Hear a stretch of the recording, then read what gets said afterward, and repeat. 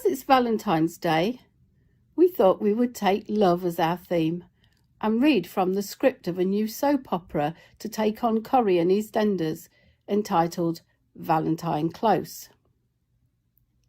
I must give a government health warning first, as seems to be the thing to do these days, such as before certain TV programmes, and warn you that the story I'm about to read to you is sad in places, and you may need a handkerchief to wipe away your tears of sadness, or hysterical laughter if you are cruel-minded.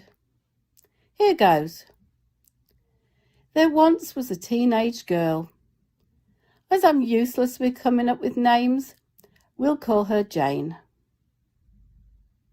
Anyway, Jane would get excited at this time of year in anticipation of Valentine's Day.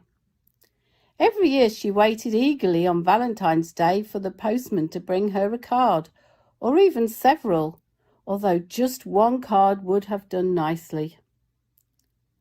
However, every year the postman bypassed her house on Valentine's Day. The longed-for card never arrived. Her friends got cards, lovely ones covered in hearts and cute animals, but she didn't. It seemed so unfair. The years went by, and by the time she reached the age of 16, she was pretty fed up. Would Jane ever receive a card? But then, the year that Jane was 17, it finally happened. A card arrived. It was a beautiful card, and inside it said, "From an admirer," with a kiss. Jane was ecstatic. She drove her family crazy going on about it, and told all her friends, then set about looking for the identity of the secret admirer. Could it be from the guy she'd had her eye on? She hoped it was. She quizzed all her friends as to whether they knew anything, but they didn't. So not much progress was made in the search for the secret admirer. Would she ever find out? Well, some time later she finally did find out who had sent the card. It was from a member of her family who had done it for a joke, and her family had all been in on it. Jane felt so humiliated and absolutely devastated. She cried buckets of tears, enough to put out a fire. She thought that she would never receive a Valentine card. Not that the card itself mattered that much, but the loving thoughts behind it did. She wanted to love and be loved in a romantic way. She wrongly thought that if only she could experience this, everything in life would be perfect. That following autumn, at the age of 18, Jane went off to university and moved into a hall of residence. Her room number was 64, and it so happened that Kristen in room 63 and Alison in room 65 were both Christians, and invited Jane to go with them to the Christian Union get-together that night.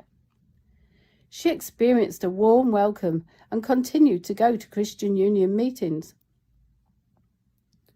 Over about 2 or 3 weeks, it dawned on her that there was something different about the others there, and she plucked up the courage to speak to someone about it.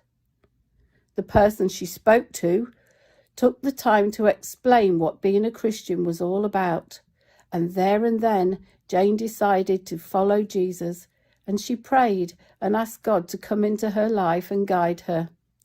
She had never experienced love like this before, the love from other Christians and from God. This was truly amazing.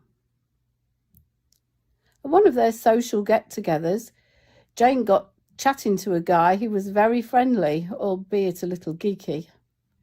His name was Sid. I told you I was hopeless at names. Anyway, Sid led a Bible study group and asked Jane to join, which she did, and this encouraged her to read her Bible and start to make sense of it, and this was great. One evening, they were all having coffee in Jane's room when Sid was teasing her and threatened to drop her furry mouse called Monty into his coffee as a joke. Unfortunately, he then lost grip of Monty's tail and the mouse rolled across his knee and accidentally into his coffee, to everyone's great amusement. When Jane went off to give Monty a wash in the bathroom, her friends, led by Sid, decided to have some fun, and using the kettle lead, hung her soft toys from her ceiling, which was one of those really high ceilings you get in old places, just like in the picture. Would Jane ever get the toys down? Or more importantly, would she ever have any hot drinks again, for that matter?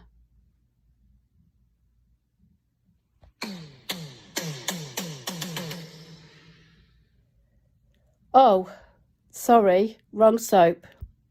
Should be imperial leather. Sorry, I digress. After much pleading, Sid got them down. Jane thought that Sid wasn't so boring after all, even though he was cruel to soft toys. Jane cooked Sid a tasty meal, which went down very well, and a romance blossomed that day at the end of January.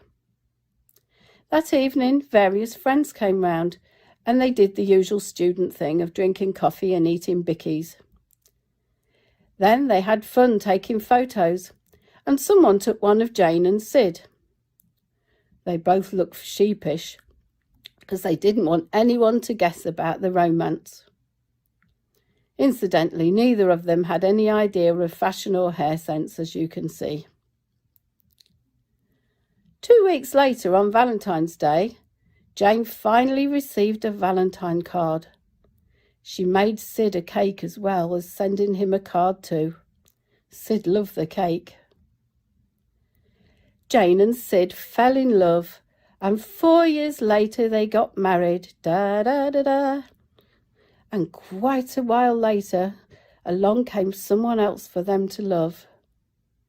Then another one. Then another one. You see, Jane had to wait longer than she would have liked for that Valentine card, but it was well worth the wait.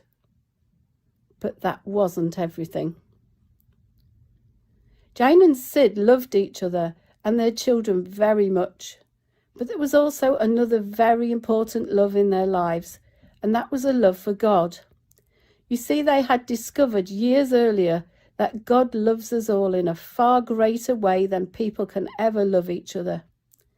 This is a far greater love than we can have even for those who mean the most to us. God showed everyone how great his love for us is by sending his son Jesus into the world to live in the world for over 30 years and then to die in a very cruel way, in order to take the punishment which every person deserves for all the bad things they have done. And because of that, we can become a part of God's family forever. This is what really matters in life. So, Valentine cards are not the most important things to think about on this day, because we can all know a true love that is far, far greater if we choose to accept God's love and live our lives in the way that he shows us when we read the Bible. Monty now knows that too.